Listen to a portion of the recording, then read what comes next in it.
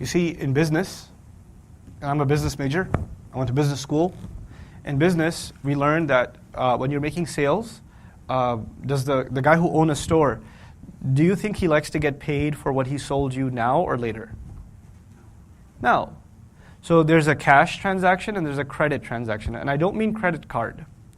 I mean credit transaction, back in the day credit transaction. You know what that meant? That you, instead of giving him $10 for what you bought, you give him an IOU. Okay? So I'll pay you next month. What do you think the seller prefers? Pay me? No, pay me cash. We like to get compensated immediately. Same thing when you do work. When you work for someone and you put 40 hours of work in, when would you rather get paid for that week of work? That same week or a year from then? That same week. You would actually consider it absurd if you were being offered a job where you have to work this year, but you'll be paid in 3 years. Wouldn't you consider that silly?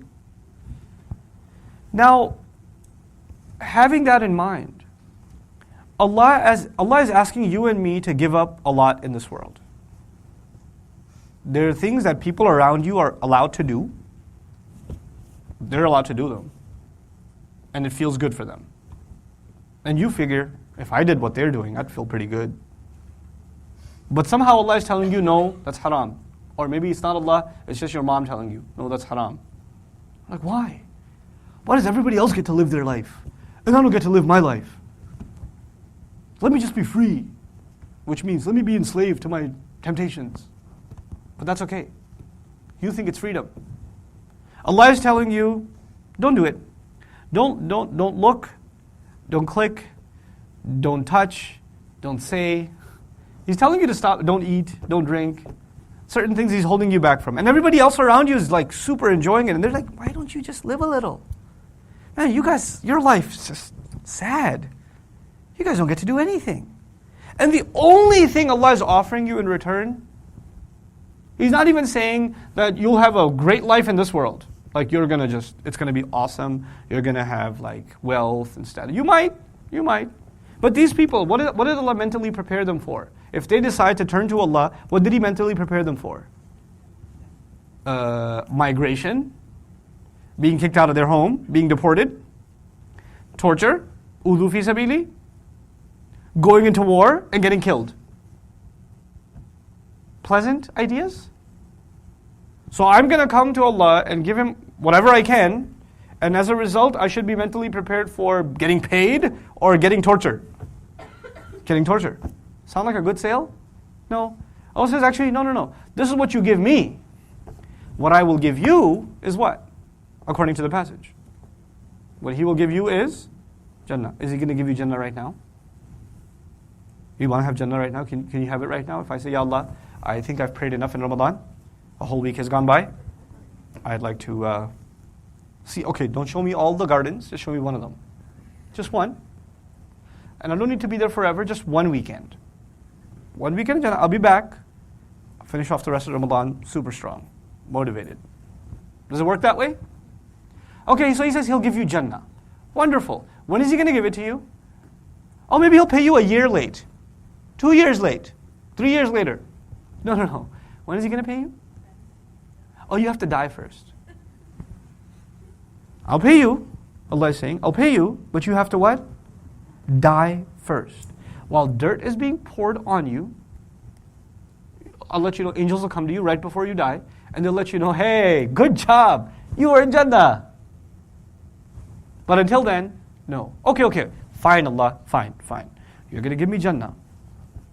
I'll have to wait till I die. Can I just work right now and then take a vacation? Like I could do maybe 2 weeks worth of work, and then I think I've earned enough for Jannah, and the rest of my time until I die, I can just live my own life. And you'll pay me for those 2 weeks of good deeds? Actually, no, if you don't die while you are in submission to me, if you don't die while you are acting out what I asked you to act out, if you didn't die in that state, none of your deeds will count. So you could have lived a good life for 80 years, but 2 days before you died, you decided to just party it up. And you died in disobedience to Allah. Then you died a bad death. So the warning given by prophets are, وَلَا تَمُوتُنَّ إِلَّا وَأَنْتُمْ مُسْلِمُونَ.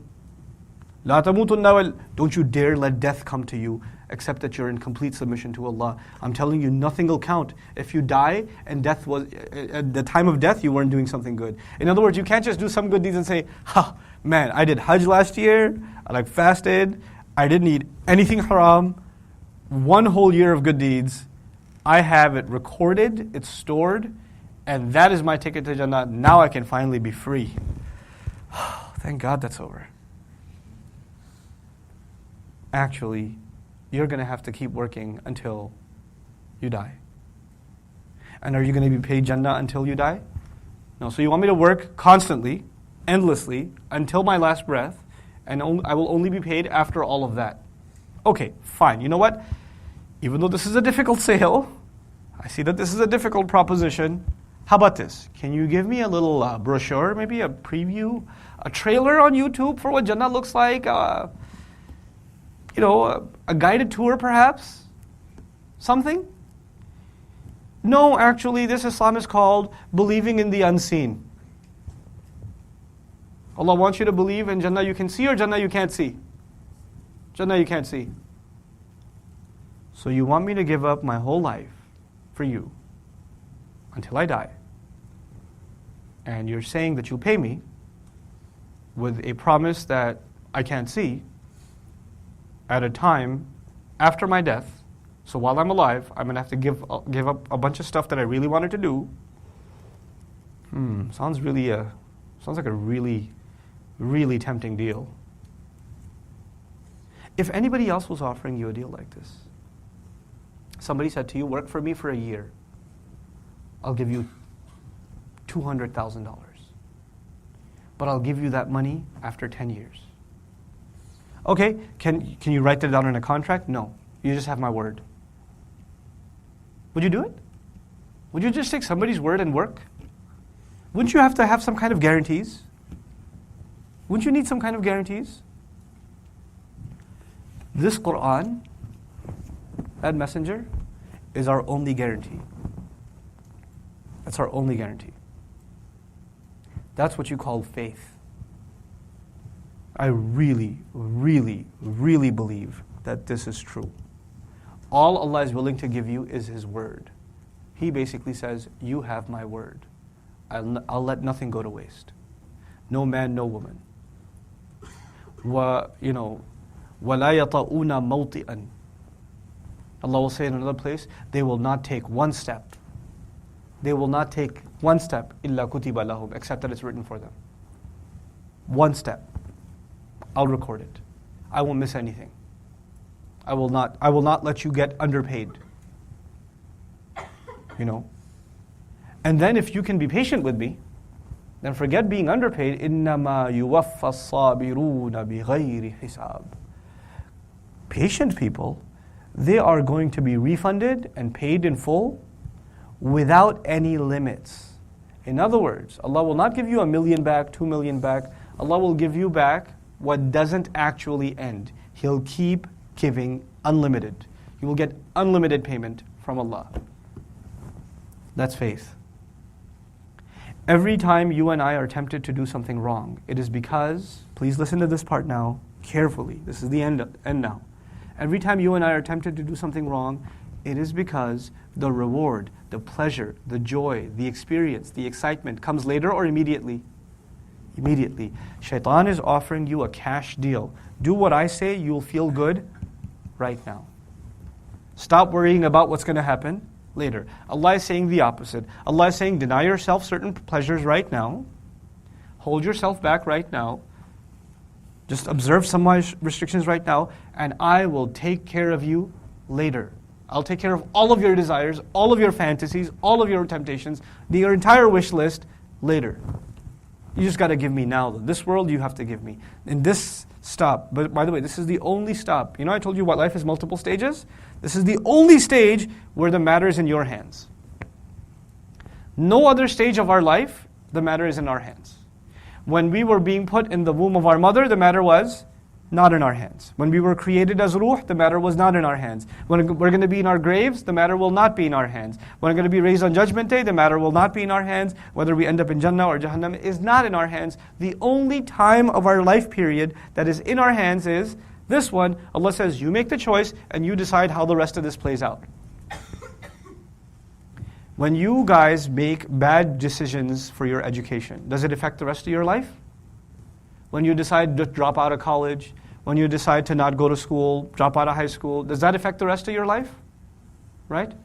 It is exactly the same concept. When you make bad decisions in this life, it'll affect the rest of your afterlife. That's your future. Just like you plan for your future in college, you plan for your future for a career, this is your plan for your future.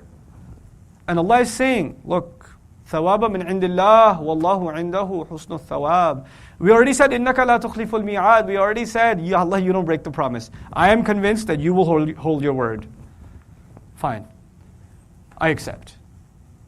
If you accept this promise, you will become a different person. And if this promise is just something you heard about casually in Sunday school, and you just kind of listened to it and said, yeah, Jannah, but it doesn't actually change anything in your actions.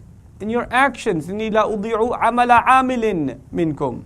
The actions, then you haven't actually truly believed. Really believing this is going to make you a different person. My sincere dua is that you and I become different people. بارك الله لي ولكم في القرآن الحكيم ونفعني وإياكم بالآيات والذكر الحكيم. السلام عليكم ورحمة الله وبركاته.